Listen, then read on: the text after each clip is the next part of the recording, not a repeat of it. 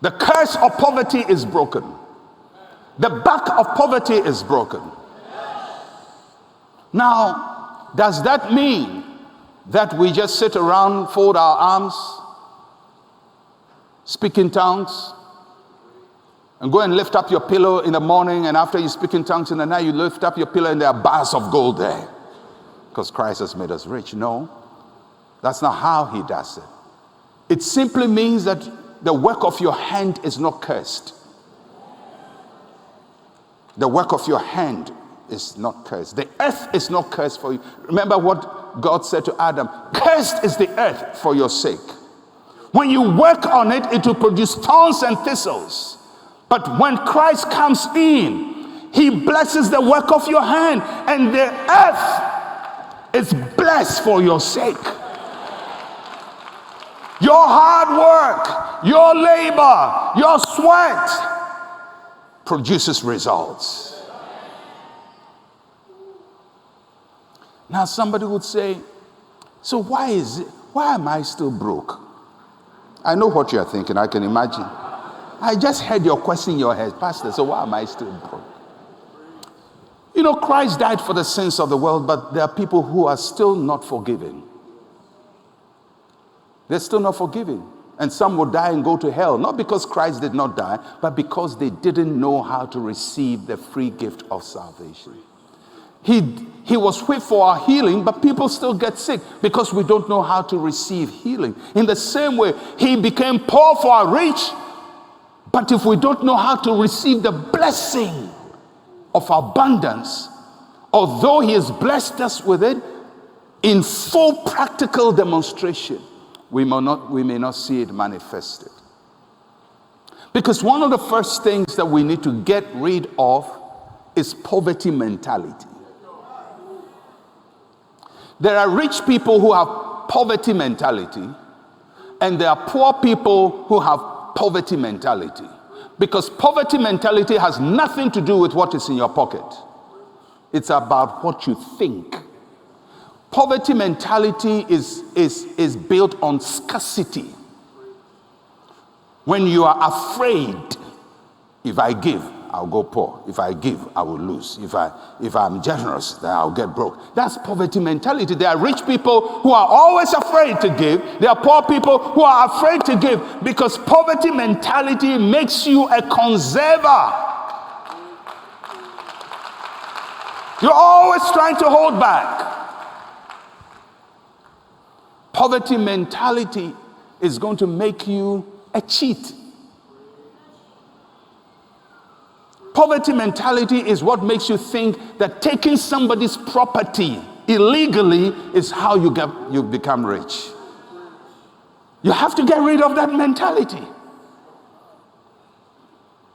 If you think taking what belongs to somebody is what will make you rich, then you have a poverty mentality. You remember when we were kids and we eat in the same bowl. Now, thank God, most kids don't eat in the same bowl. But in my generation, some of us eat in the same bowl. And there is, whether it's rice or fufu or yam or ampesi or whatever, and then there's just a few fish and meat. And brothers and sisters start maneuvering.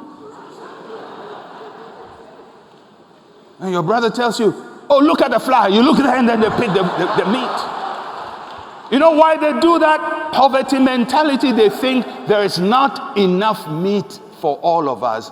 If I don't take his meat, I'll have no meat. Christ has redeemed us from that. Listen to me. The blessing of God has no shortage. The blessing of God has no shortage.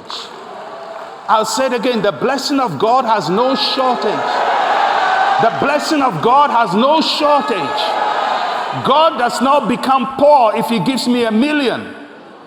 So you say, wow, he's giving you $1 million. Woo! God is now going through, he's now calculating how much is that. Maybe it will not get to my turn. The blessing of God always gets to your turn. You don't need to dispossess somebody for you to have. The blessing of God has no shortage. And if you think shortage, you always be greedy. If you think shortage, you may have 1 billion, but you're still greedy. Why? Because you think it's not enough. Christ became poor for us so that we through his poverty would know we have abundance.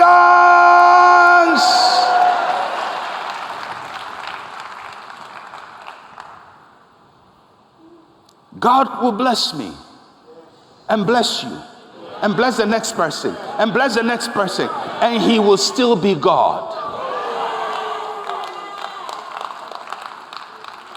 It is against the principles of economics, because economics is based on scarcity of resources.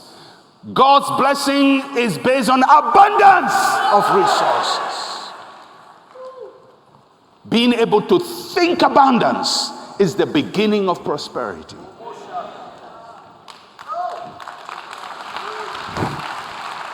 And listen, you may have zero in your pocket and still have a rich man's mentality.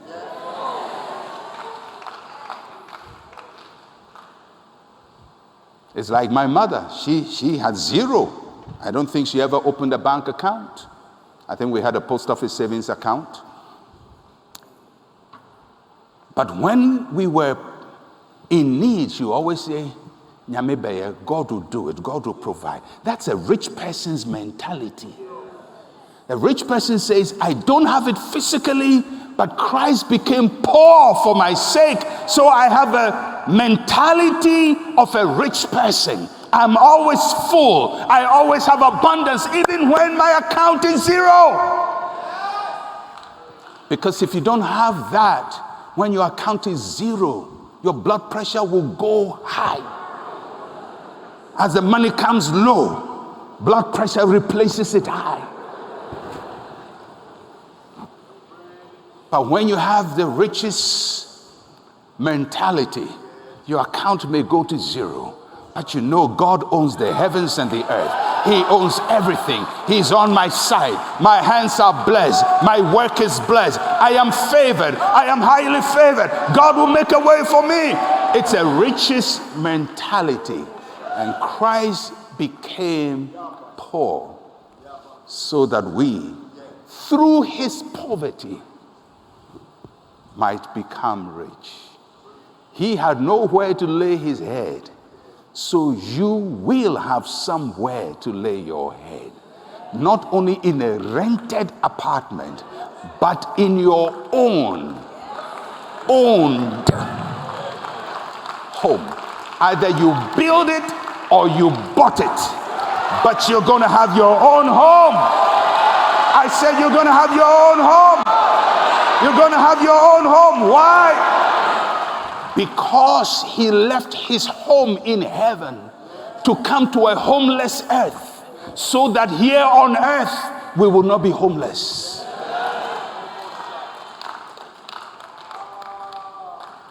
He was born in a manger, so my children will not be born in a manger. Christ, in his poverty, made us rich. And just like we receive salvation and we receive healing, we have to receive God's blessing of riches.